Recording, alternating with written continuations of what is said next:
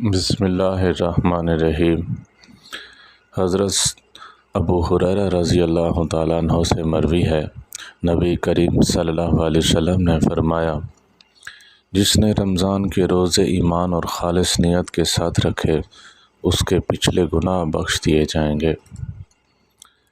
حضرت ابو دردہ رضی اللہ تعالیٰ عنہ سے مروی ہے،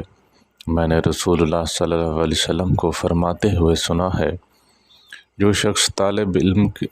علم کے راستے طے کرتا ہے، اللہ تعالیٰ اس کے بدلے اسے جنت کی راہ چلاتا ہے، اور فرشتے طالب علم کی بخشش کی دعا کرتے ہیں، یہاں تک کہ مچھلیاں پانی میں بھی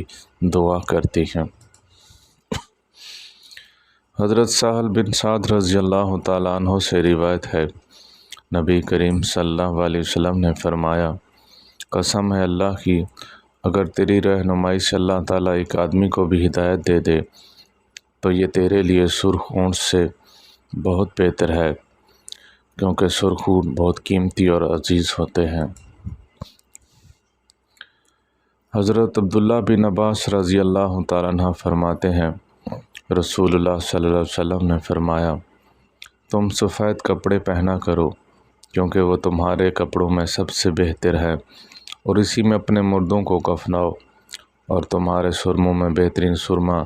اسمد ہے، کیونکہ وہ نگاہ کو تیز کرتا ہے اور پلکوں کے بال اگاتا ہے۔ حضرت عبداللہ بن عباس رضی اللہ تعالیٰ عنہما سے روایت ہے کہ نبی کریم صلی اللہ علیہ وسلم مدینہ سے مکے کے لیے نکلے تو آپ کو سوائے اللہ تعالیٰ کے کسی کا خوف نہ تھا، اس کے باوجود آپ نے 2 رکعتیں پڑھیں۔ اللہ تعالیٰ ہم سب کو عمل کرنے کی توفیق عطا فرمائے۔ وآخر دعوانا الحمد للہ رب العالمین۔